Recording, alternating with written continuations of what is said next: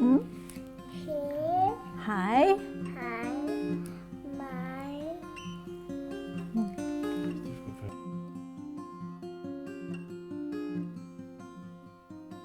I'm all about bling. Not as much as Clara, are you? I used to be the bling queen until she came along.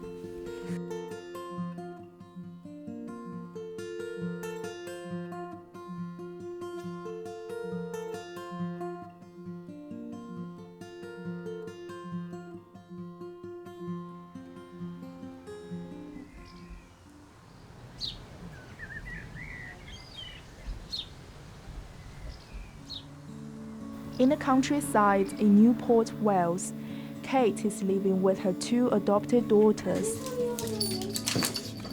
She has experience of both the domestic and international adoption procedures. Share 15 between 3. I have 2 children. Alice, adopted from China, coming up for 10 years ago. She's 10 and a half at the moment.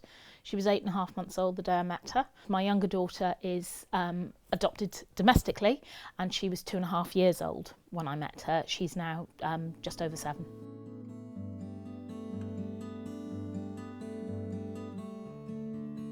It's a very defined moment for me when I decided to adopt. My mum died very suddenly. I was an only child. I knew I wanted children, I just didn't know how I was going to have children. I decided on adoption. The choice was China because I was interested in the country, because it would be a transracial adoption and therefore the adoption would be more obvious, and I wanted a baby girl as young as possible, and that was possible with China at the time. I always wanted children, not just one, and so I knew I wanted a second child. I would have gone back to China. If I'd started the process earlier, it would have been possible to go back and have a second child from China. That's what I would have done. Because I couldn't go back to China, started the process again as soon as I was eligible to do a special needs adoption from Thailand. After my papers had been in Thailand for 6 months, I realised it was going to be another 5 years before I got referral. And having gone through a much slower process with China, I didn't want to wait that much longer to give Alice a sibling. So I swapped to domestic adoption, which should have been quicker. Second time round, approved adopter, knowing the systems, all those sorts of things. And it wasn't. It took 2.5 years. So remember, you're sharing money, so it needs units in money. 1.25 kilometres, Linden. And I put 9.5. Maybe because I wasn't reading it properly. I rubbed out the half. How many metres less than 10 kilometres? So 5.25, 4.25 makes 9.5. So half is the answer. And I did put half and you said it was still wrong. Maybe because it wasn't clear. I put it clear enough. Clearly I didn't agree with you. That was empty. Can you unlock my iPad so I can they work. so I can show them? Logically, domestic adoption, being local, knowing the people, quick visits, it's no distance to travel, all those sorts of things, it should be much easier. Every aspect of domestic adoption was far more difficult. Given the choice, if I were to adopt a 3rd child, there's no way I would consider domestic adoption. My 2 children, one comes from China, one comes from 5 miles from where I live, and my child from China didn't have an easy life before she was placed with me, but she had a less neglected life than my child who was adopted domestically.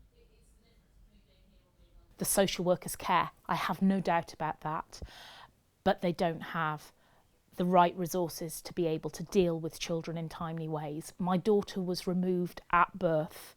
She didn't even go home from the hospital with her birth family, and yet she wasn't placed for adoption until she was 2 weeks off, 2.5 years old.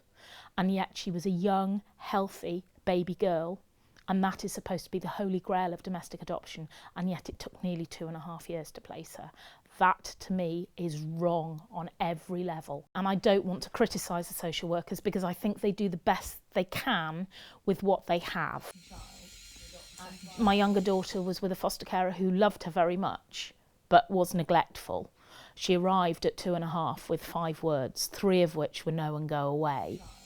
Foster carer did nothing to help with that transition. She was her familiar person, and she didn't do anything to help her transfer her affections and her life.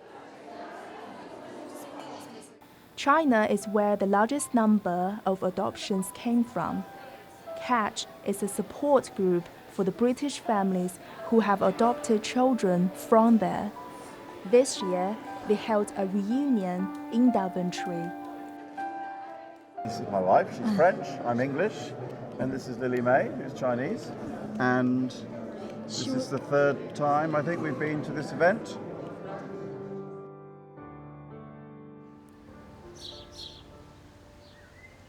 In this area, Richmond and Hampton and this area, were the greatest concentration of adopted children from China.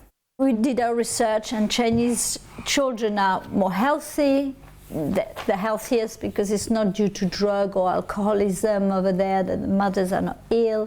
We waited for her for 7 years.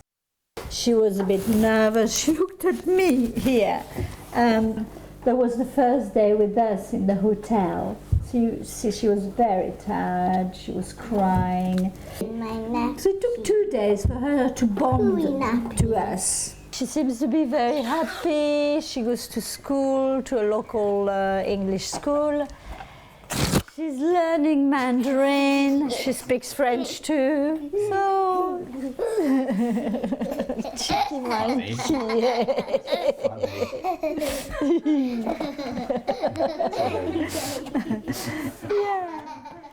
Yeah. We want to give her the opportunity to learn about the culture, learn about the language, because you learn best the languages when you're small. She goes to Chinese every Saturday morning. Every year we go to the Chinese New Year celebrations. And then we did a test with the Chinese center, the Shaolin Kung Fu, and she just loves it, loves it.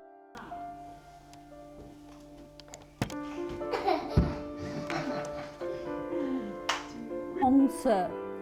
Tu montres? Pointe du doigt, pointe du doigt. Hong Se. We went through, tried to have children, we can't have our own. And we inquired in England, but it was very difficult to have a baby. So, and also, what we found is that in England, the children come with quite big issues. Yeah, because they've been left with their families, and some of them have been abused, traumatized, and there's all that. Why is it so difficult to adopt domestically? Not so long ago, about 2 years ago, the emphasis shifted away from adoption and more towards looking to place children with related carers under something called special guardianship orders. So at the same time as we had a large number of adopters encouraged by the government, the courts then took a different view. So a lot of adopters recently have been waiting because the number of children with adoption plans domestically have reduced. So you've had a real disparity, and that was, to say unfortunate is an understatement, because you had a lot of people with expectations raised they would have a child placed with them, and then the courts felt differently. The main thing in the UK is they want to keep the children with their birth families. So they'll go into foster care while their mother is serving a term in prison, and they'll wait until the mother comes out. You know, keep the mother with the child, and then she goes back into the criminal system and the child goes back into the foster care system. I have heard stories where people think that they have been allocated a child only for that match to be withdrawn because they've found a better family for the child. So in that respect, on an emotional roller coaster ride, okay, when it comes to engaging with children, the international adoption process is easier, because when you get matched with a child, there's no going back from that.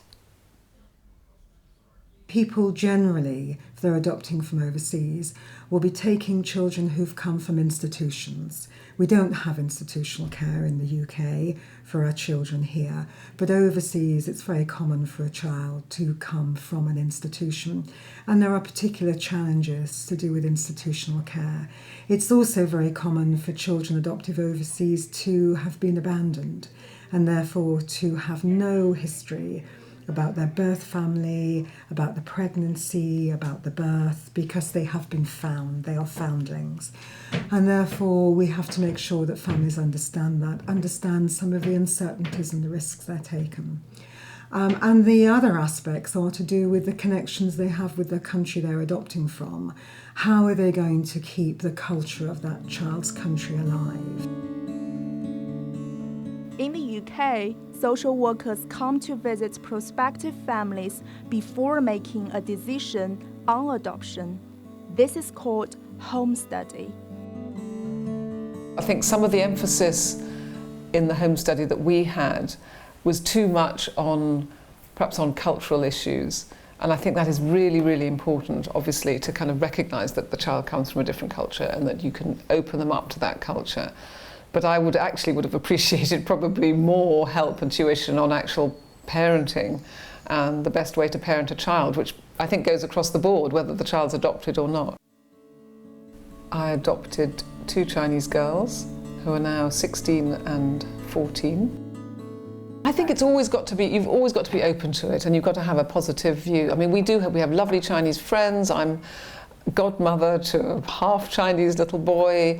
We celebrate Chinese New Year. We've been back to China. We actually took both girls back a few years ago, and we met with Jade's foster parents and spent time with them. We went back to Rose's area where she's from. I think it's good to kind of keep the links and to keep things open, but I don't think you can sort of push it down their throat all the time. You're Chinese, you're different, you've got to become like a Chinese person. I just don't think that's fair on them.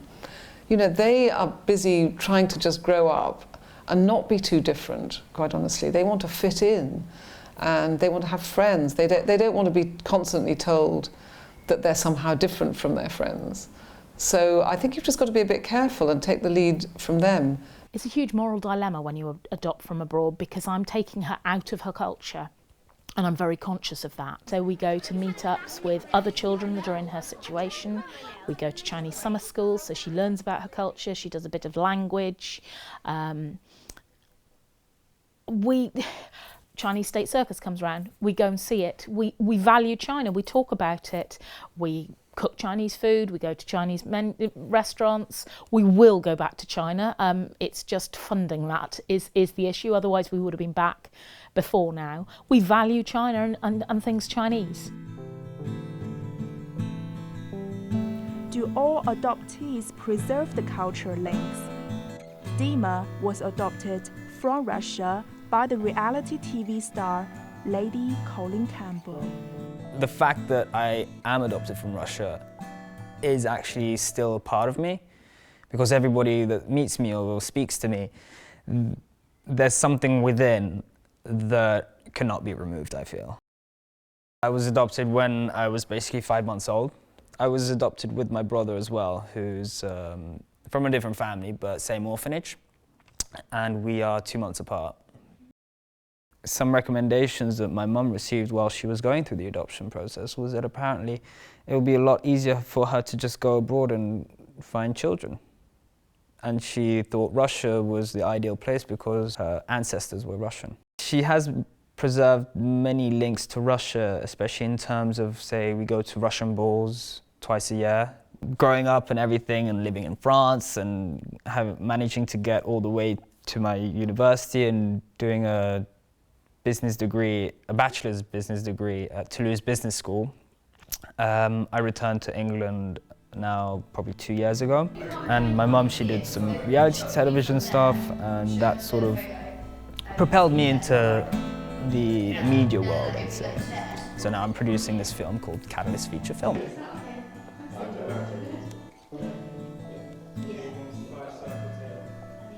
So 3 here, 2 shots here. In the shot you've done it like with that, like that. Yeah, that's me. It'll look neater, that's all I'm saying. Now I'm starting to put together events, my own events. I want to do house music events here at the castle. I have quite a Russian community around me at the same time, but then I have a French community, I have a bit of a Jamaican community. I'm really basically a child of the world, and I think adoption has given me that option.